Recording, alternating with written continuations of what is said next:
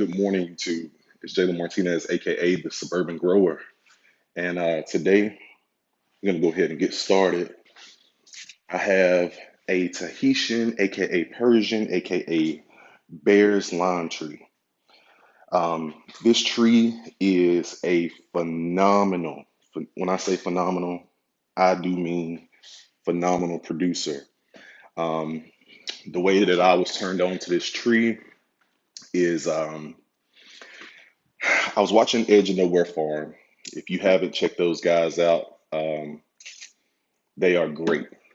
Edge, oh, I've been licking on this these limes, but anyway, um, they are phenomenal. Edge of Nowhere Farm. They are in Whitman, Arizona, and I absolutely love their page. And so I got my inspiration from them. I seen this tree producing in masses on the Edge of Nowhere YouTube page. And what I was so surprised by was the fact that they had a tree in the ground for about, I think he said 5 years, and the tree was about 4 feet in diameter, 4 to 6 feet in diameter. But they reported picking almost 200 to 300 fruit off of it. So I really can't wait for this guy to start flowering and producing fruit. I love, love, love, love those purple, fragrant flowers on citrus. They are absolutely amazing. Um, this guy's hardy from zones 9 through 11, um, which means they can stand down to about, everybody always has their set numbers that they want to throw out there. Some say I won't leave mine outside down to about 50 degrees. I'm gonna tell you something about citrus. To get your citrus to produce the best fruit, they absolutely have to have some kind of chill time. But when I say that, I do not mean freeze. I don't mean below freezing. There are some citrus varieties that are actually hardy down to freezing, but what I like to do is I like to keep mine in between 30 and 90. 30 and 90 for some. For this one, 30 will be fine. 30 will be fine. I'll probably have to put a blanket over it, um, just to protect it from the smaller frost since it's really not all that established. And when I mean established, like we talked about before, I'm talking about these little green limbs. You don't you don't want to put this in the ground right now because um, if we were to ever have a night where we crossed over in the daytime from 45 and it got down to 20, we're gonna have some issues. And now that is rare for my area, but it has happened since we've been here. Um, so like I was saying, 35 to 90 is optimal range for citrus. Some say 50 to 85 and stuff like that. But what I have noticed is, especially with the fruit on the trees, um, being being in that colder environment, yeah, they're gonna drop some leaves. I'm gonna tell you, they're gonna drop some leaves. They're gonna do their worst impression of, oh my goodness, I'm dying, But one thing I have found out with a lot of my citrus varieties is that whenever you get those super cool nights, the best thing to do if you have them in pots and you can't get them inside, um, if you have them in bigger pots and you can't get them inside, do yourself a favor. Just get you a black sheet and put it over there because obviously black draws heat. Black color draws heat. So if it was a day where y'all topped out at 32 degrees, don't panic. You know what I'm saying? If you have something that you can't move or you have something outside, it's called overwintering. All you have to do is, like I said, of course, if you can move your pot, move it. Move it in your garage, move it on your patio. move it to the side of your home that has the most sunlight. In my house, I have all of my citrus on the south side, the south facing side of my house, which means here in Texas, we get long growing seasons. By the beginning of March, we're climbing to the 70s, you know. So all the way up until December, 1 December here in Texas, I've had on shorts in the winter. So um, obviously everything is based on your climate, but for me, I know my tolerances for my plants. So of course, um, I have to take those necessary precautions. Another reason why I got this fruit, and I have been sampling these, but even so, look at how much juice is left. Now I'm not applying that much pressure. Look at that. I mean, it is just juicy. Now the only reason I'm doing this is because I'm planning on spraying out my garage. So I'm not telling y'all to get out here and be juicing your lemons and limes and stuff on the floor. But again, this guy is just like I have already squeezed this. Look at this.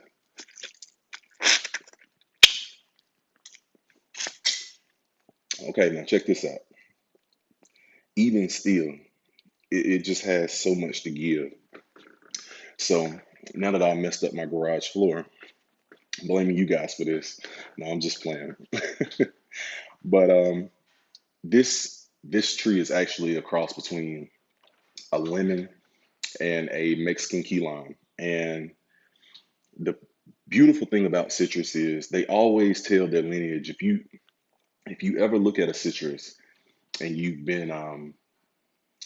have been looking at what citrus have crossed to make other citrus and this, that, and other, they always seem to tell on themselves. I don't know if you guys can see that. That little bump in the middle on the rind, well, not this black part, but this little nub right here on the end. I don't know if you guys can see that clearly, but that is the same nose that a lemon has. So I just wanted you guys to know that I'm not just throwing some information out here. This guy's actually a cross between a lemon and a Mexican key lime, and that cross pollination does justice. Now, this I just kind of put it back together to show you. I went to make a video and somebody gave me a phone call, and I was like, okay, well, I'm just gonna start the video over. So, I mean, this is a small one, but you guys see how much juice we were able to get from this lime. One of the things that I wanted to let you guys know that I think I stressed to death, and I probably just need to go ahead, like I said before in my videos, and just turn my page into a citrus growing page because I feel myself doing a lot of videos on citrus here as of late, and I really just love them. I mean, yes, they're slow growing. Yes, they need a lot of love and attention, but when it all boils down to it, one thing about it, if you have a citrus, you are going to have fruit. I have a Meyer lemon right now. I have a Meyer lemon right now that is probably not even this tall. It has one central branch and it has three coming off, and it is flowering. It is flowering at the end of August, and I am going to leave every single fruit on it. So they're always producing. They're always giving you something for what you have done for it. Now, with that being said, like I've always said, you want to start with a very good soil. You guys know that I should probably be sponsored by Miracle Grow Potting Soil at this point in time in my gardening. In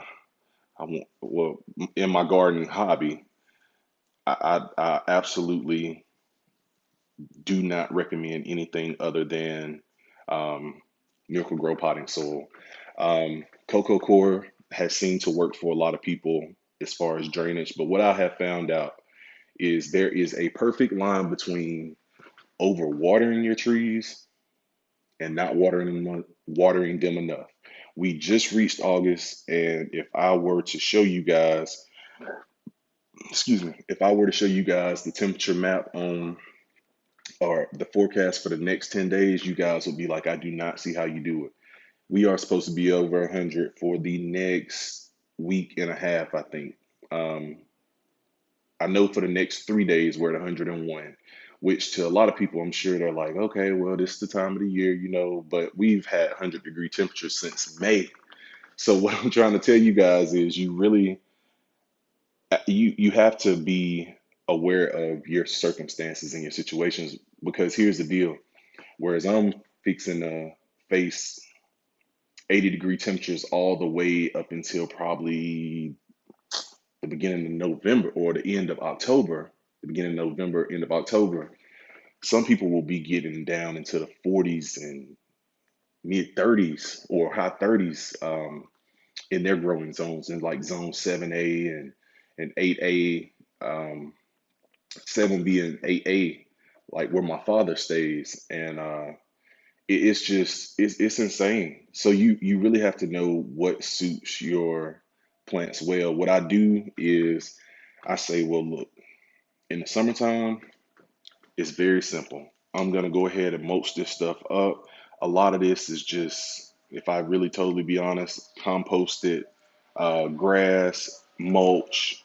Um, Whenever I use banana peels, celery stalks, any leafy greens, all I do when uh, when we don't eat it in time and it goes bad, I take this stuff and I dump it on my trees because they absolutely are feeders.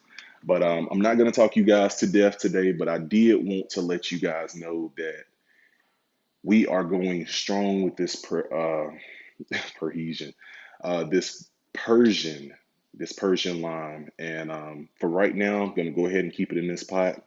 But stay tuned, you guys. Stay tuned, because I know you're looking at it like it's not much right now, but this time next year, I guarantee you, this tree will have at least a foot of new growth on it, and it will have fruit on it. So if you're looking for a fruit tree that fruits profusely, go ahead and do yourself a favor and get you a Persian lime. So, all right, you guys, I'm about to go ahead and get up out of here. I just got my morning walk in. Gonna go in here, take me a shower, and get ready to go through the rest of my day. You guys have a blessed one. It's Jalen Martinez, aka the Suburban Grower, and I am out.